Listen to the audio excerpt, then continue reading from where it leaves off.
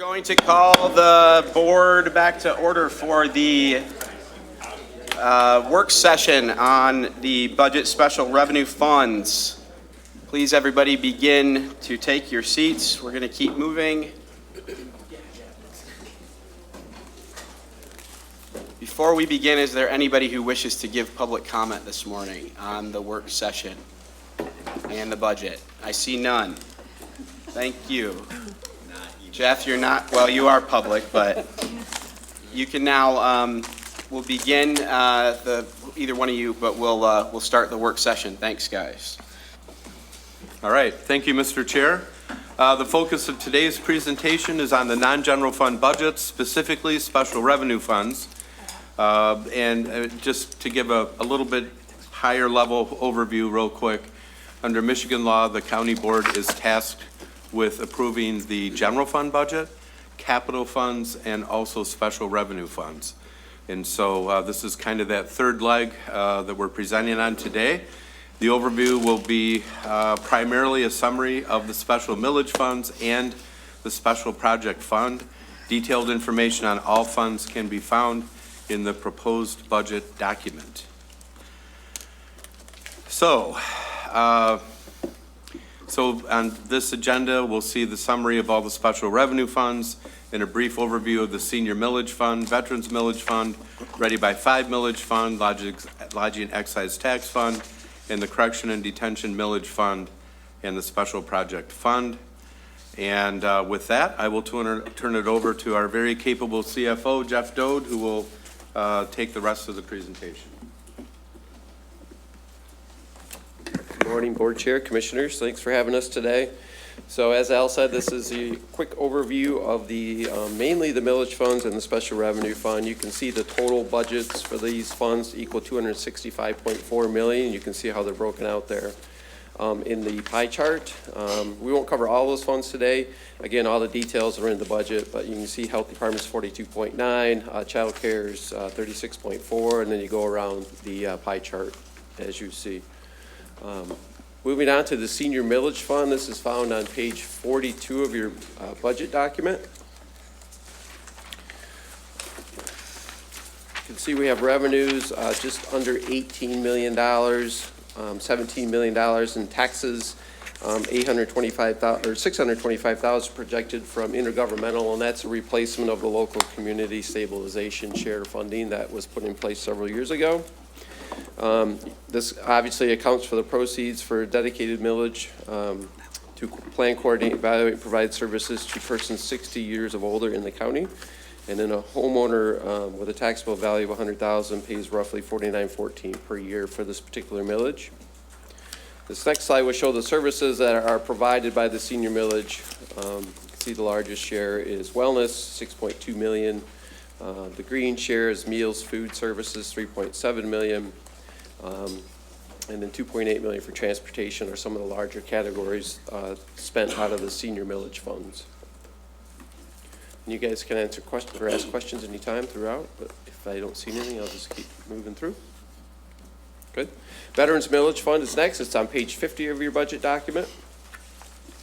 You see here we have a budget of just under $1.8 million, and it's dedicated to provide burial assistance, non-recurring emergency financial assistance, and contact information about available veteran services and programs. Revenue is up 6.5%, and the average price per homeowner with $100,000 of value is $4.91. You can see the breakout of all the services the veterans millage provides. Again, the largest share is dental, $75,000, 25.9%, and then disability service, $40,000. There's administration in there, and the other services, home repair, outreach, disabled vet, house cleaning, etc. Moving on to the Ready by 5 millage. It's on page 38 of your budget book, if you're following along there. See, we have revenues just over $9 million. It's up 5.8% from 2025, and the owner of a home pays $24.76 with $100,000 of taxable value. On the next slide, you'll see the services provided by the Ready by 5 millage. Healthy Development accounts for the largest share, $3.2 million, 35% followed by outreach at 2.2, and then parenting, education, and support at 2.1 million. Those are the largest categories in the Ready by 5 millage. Lodging and excise tax fund. This fund has received a lot of attention over the last few years. It's on page 39 of your budget book. Hey, Jeff, Sorry. Commissioner Steck had a question. Oh, I'm sorry. You're too fast for me, I'm Sorry. sorry. I just wanted to confirm on the Ready by 5, the expenditure decline, is that again because there was an accumulated balance that got spent out over the years to use that up, and now we're back down to the annual amount? Yeah, that was, during COVID, some of these services were not being able to be provided, so they had a built-up fund balance, so we have been actively working to spend that down. And that has now been spent Yes. down, and this is the annual revenue being, Sandra's shaking her head yes, so correct. thank you. I did have a follow-up to that, Jeff. Just a note I had in general, since we're on the fund balance. Did the different funds have different policies for fund balance, or did they follow the county's fund balance policy? It was just something that I was curious about in general. They do, because these taxes have a little bit of a higher fund balance to account for that first quarter of the year with our new fiscal year end, because these revenues aren't received typically till the winter tax bill. So we have to cover that first quarter in fund balance. So we try to keep these a little bit higher to cover that first quarter of expenses. So it does vary a little bit from our other funds. Okay, thank you. Yeah, Commissioner Bujek. Thank you, Chair. Jeff, I think in general, in all these various funds where we see that there's a percentage increase in total revenues, I think it's important to note that those increases in revenues are based on increase in population and the tax-paying members in the community. So, for example, the Ready by 5 millage fund, as we approved it, remained the same, but the funding that's coming in is greater simply because we have more residents. Is that correct? Well, the millage rates remain the same, but property values increase along with the taxable value. So an increase in taxable value, obviously applied to the same millage rate, will bring in more revenue. So that's consistent with the increases in inflation and the taxable value. And then that would be true in all funds? Correct. Yes. Okay. I would add, Commissioner, that that's true except for the intergovernmental resources that we get that may be subject to appropriation or tax redirect from state or federal or local government, so. Thank you. Oh, I'm sorry, Commissioner Hennessy, I apologize. That's okay. It may be just my not being able to read this, but the Veterans Millage Fund, it seems curious that they begin the year and end the year with a $555,000 balance, and why isn't that being more spread out, or I don't understand that. So veterans millage, they're anticipating exactly spending the revenues they receive. They do get some supplemental support if needed from the general fund. You can see the $300,000 placeholder in there. So as year progresses, we take a look at the revenues and expenses, and if they need that transfer, we'll provide it to them. If not, we don't make that full transfer. So we try to make that a zero net fund each and every year. So that $300,000 is accounted for in that $555,000? It's not. It's in the transfers in from other services or from other sources. You see at the bottom, 300,000, and that would be a transfer from the general fund. The 555 is just fund balance to, again, carry the expenses for the first 3 months of the year. So That seems like a high proportion for what their budget is. it's maybe a little bit higher than typical. Like I said, we typically try to keep 25%. I don't know what that exact. It's more like 33%. It looks to me. So we can work with the Veteran Services Fund and spend that down a little bit, I think, for our policies. So. But a lot of it is the programming that comes through Veteran Services as well, and what they want to spend. I think they're here if they want to speak more about their services. But Okay, thank you. Commissioner Pacla. Yeah, thank you, Chair. Jeff, as I'm looking at these, these sheets, the transfers in, those are from general fund, right? When we have a line item that says typically they're transfers in. from general fund, Yeah. yes. When we think about the intergovernmental revenue, it varies wildly by fund. With the Ready by 5 millage, we're seeing 300,000 coming in the intergovernmental. Can you just sort of give me a sense of where that's coming from and why it's varied? Is that state sources, federal sources? So other that is the sources? local community stabilization share, which Okay. was a tax that was put in several years ago when they eliminated personal property taxes on, I think it was properties with 40,000 and less. So Yep. that was a revenue replacement they put in when they eliminated personal property taxes. And the variation It's is coming? percented on the millage amount, so it flows with the millage amount. Got it, thank you. Thank you. I had a follow-up to that, too, just a question on when we're estimating intergovernmental revenues for sources that, I mean, we have a lot of these that are state and federal. How do we estimate appropriations absent appropriations until the, the same fiscal year as the state and the feds just kind of, So have that whatever revenue fiscal year comes they in want? with the state sales tax. It's a piece of that. So the state budget office does a pretty good job estimating sales tax. So we use that formula and build it through. So this one isn't one I've seen them mess with too much as far as appropriation. Yeah, I guess the issues, question 'cause was more outside of Sorry. millages. No, I didn't clarify, Jeff, but outside of the millages where we're getting, potentially grants and that sort of thing, how do we go about making our best educated guess on what that's gonna look like? Depends on the grant, I guess. So if it's a federal grant, lately, we've been looking at it with more scrutiny, obviously, because of the changes in Washington. Most of the revenues in these funds are pretty predictable. Taxes and intergovernmental have been pretty steady for the last several years. So we'll look at the historical amounts and then projected increases from the state budget office, and we'll build that in that way. Okay, thank you.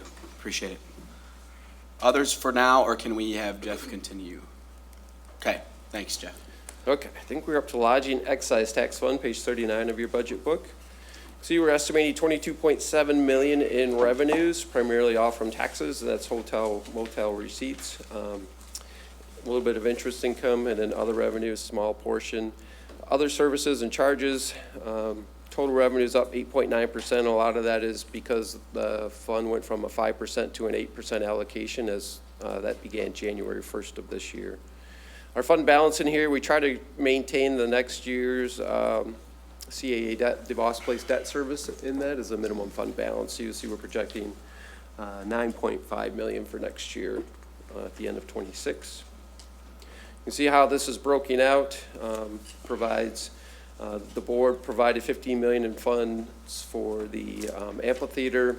This will be our third payment of the 5 million. We did that in 3 tranches, so that's in this one. You can see the $8.9 million debt service payment, and then additionally, we're going to contribute money to Grand Rapids for their soccer stadium and amphitheater debt per those agreements. So that's all part of this fund. And then again, Experience Grand Rapids is paid out of this by a percentage per their contract. And then this one, we broke out the lodging 5% and the lodging 3%. We track this all separately. You can see which amounts come out of which fund. 5% is going to cover the final payment for the amphitheater, DeVos Place debt, and Experience Grand Rapids. And then you can see the 3%'s still paying Experience Grand Rapids a little bit of administration, and then the bond payments to the city of Grand Rapids. I had a question on this, Jeff. I know we have a schedule for repayment of the 8 million back to GF.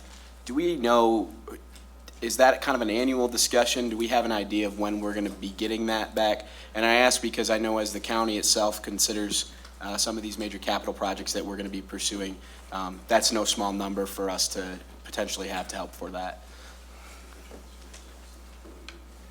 Okay, so originally, throughout the 3 times we made them advancements, it was a total of 11 million.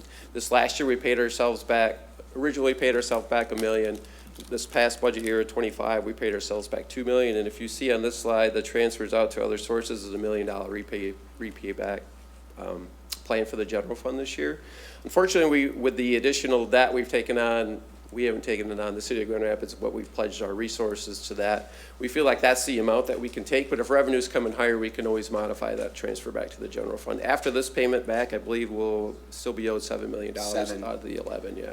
And then that's, as far as we can see today, we'd be on another 7 years to pay that back. If today's numbers were stagnant, which they may or may not. Yes, because Grand Rapids actually did some staggered debt, so their initial payments are lower to build the resources up as the increases are expected over time. So it's a pretty tight margin for the first few years until they grow into that. So hopefully we can continue to pay back at least $1 million a year until. Great, and I'd like to encourage us to look at putting those revenues, or I guess revenues, but the payment on the debt that's owed to us toward some of those capital projects to offset the cost of the financing. Sure. Others, yeah, Carol, Commissioner Hennessy, I'm sorry. That's okay. I've given you a lot of grief today, Carol, I apologize. I'm curious, with the contribution to Art Prize, when we had the Festival for the Arts, we always gave, I think it was only $10,000, maybe it was 15, over many, many years. And then we stepped in to really help them overcome a crisis. But is this going to become a real sustaining type of thing, or will we call it, sort of done at this level and go back to a more modest level of support? Yeah, I think our last contribution to art, or to Festival of the Arts was 25,000, but it it that was high? 15 for a long, long Okay. time. I believe it is sustaining. I think that this contribution will likely continue, as will the other public organizations that have stepped up to fund Art Prize.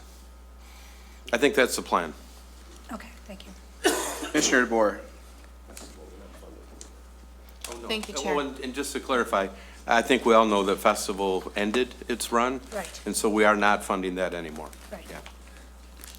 Thank you, Chair. You briefly went over this too, you just said it, but I would like to also emphasize that I'd like to put revenues down to do capital investments instead of paying debt. But I also had a question. Can you break down a little bit the lodging excise tax, the administration costs, and what that includes? So administration is basically staff time to track, monitor, invoice, City of Grand Rapids, receive those invoices, and track all the funds for this particular fund. It's a portion of one of our fiscal services people in my department. Okay, basically. so it's mostly fiscal services that it's going It to? is, yeah, and a little bit of cost allocations in there too, so. Okay, thank you. Oh, geez, we got a bunch. Commissioner Pakala, then Faber.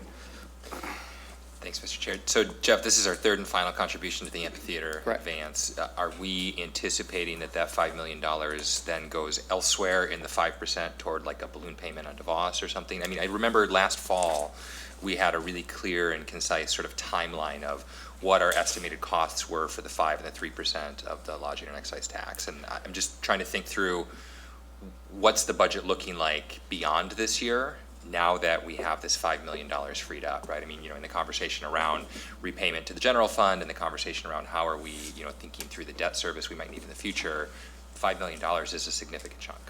It is, and unfortunately, we can't prepay back the DeVos debt, so that the last payment on that is 12/1 of 31. So, and those payments escalate about $300,000 a year, each and every year until then. So part of that will be eaten up by the additional debt service. And again, if we have room, we will work to repay the general fund debt. Additionally, though, the CAA, if you remember, fronted the money for the debt reserve fund to the City of Grand Rapids. So they gave us, I think it's going to be just over $12 million. So that contract calls for them to be paid back as soon as funds allow to. So we got to build all of that into future projections. Have we had any conversations around other uses that are allowable by state law around the lodging and excise tax that could be forecasted in, over the short term or the long term, right? I mean, as the budget allows is a fairly flexible statement around how quickly we're repaying the CAA. I would just be curious about, we increased our contribution to Art Prize, right? There are lots of other things that are allowable and probably preferable to be spending rather than immediately repaying the CAA on those things. So Yes, so we did have discussions, the board had some discussion about having a session or a series of sessions to talk about this. As funds were available, we have not had any of those discussions yet.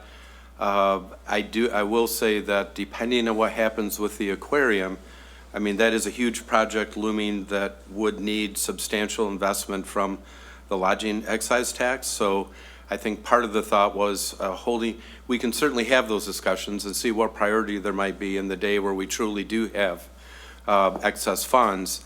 On the other hand, it's looking like the aquarium will be an all hands on deck to pull that off. So there may not be additional funds available of any size until that's resolved. Sure, that makes sense. I would just advocate for us to think about how we might be using these funds for things other than the mega scale projects that are, obviously very important to our community and driving a lot of the increased revenue in lodging and excise tax.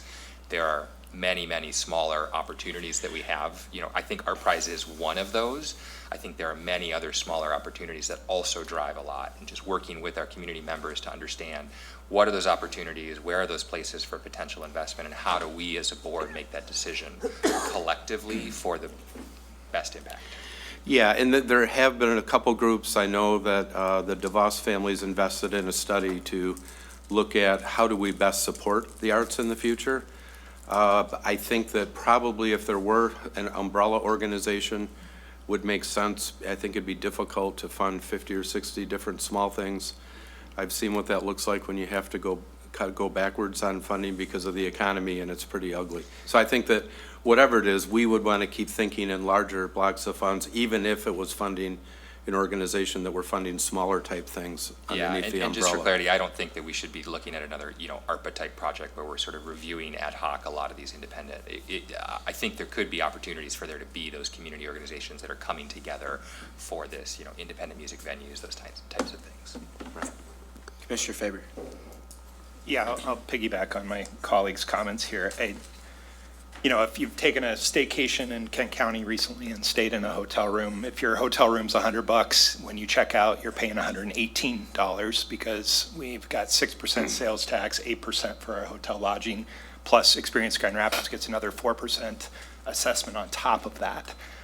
So my comment is sort of, the whole Destination Kent was sort of built on this premise of, well, it's not our tax dollars, it's other people's tax money supporting our projects. However, I think we do have opportunities, like Commissioner Pakla said, to really support our local community and beyond big venues and really boil down into some of these other venues that I know were a topic of discussion when the increase was discussed last year. And in that vein, I read a news article that showed that we were making a $200,000 contribution to Art Prize and kind of did a double take, went back into the minutes. In 2023, we approved a $75,000 contribution. At that time, Experience Grand Rapids was in for 150. City of Grand Rapids was in for 150. CAA was in for 150. I think they listed 30 different organizations. In less than a year, we bumped to 200. Which caused me a little bit of heartburn, and just would be more comfortable with returning to what the board approved at $75,000 originally, which was the projection for how we were going to fund Art Prize. And then before we approve this budget, have the opportunity for Art Prize to tell us a little bit about what those dollars are going to and why they're needed. Sure, I do want to clarify that the board did approve the $200,000 as part of last year's budget process. Correct. And I did call that out in the budget work session, so. Yeah, I just couldn't find any direct action related to it.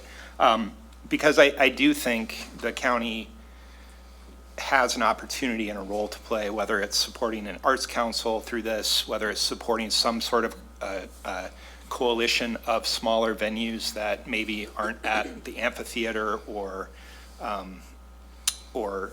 stadium level, and honestly, to start to get ahead of the Greenway project and that destination. And if that means a different conversation with Experience Grand Rapids, because they got a significant raise last year, to say, here, how are these projects integrated into your work so that we don't have to separately fund that? Or if they're not integrated into that work with Experience Grand Rapids, looking at what role does the county play in that, opposed to just funding a one-off organization. How do we actually support the community? So those are my comments. Thank you. Commissioner DeBoer. Thank you, Chair. I just wanted to apologize. I was mistaking my blues. There was 3 different blues, and so I have very little concern about the administration costs on that. Thank you. Commissioner Steck. I'm a little colorblind too on that one. So the questions that are raised by Commissioner Faber and Pakla are not teed up this time around yet on these other applications, and while I'm certainly prepared to consider anything, before we do that, I certainly hope that we would have a much deeper philosophical dive into what's the maximum most beneficial use of these, whether they're one-offs or whether they're large projects, to determine what works best for this commission's role in that. But that's probably, based upon that, it's probably a year away before we're going to dig down into that. I mean, really, that's the choice of the board. I mean, I think it's probably a year of experience with our 5% and our 3% to see, what kind of experience we have. We did estimate conservatively, so we'll probably see a little bit more than what we anticipate. So I think that's really the call of the chair and the board as far as when you would like to have that discussion. But I think as far as actually being able to fund something differently, I think a year will give us more experience with the enhanced lodging excise tax, and also we should have a lot more clarity as far as what the county role would be with an aquarium.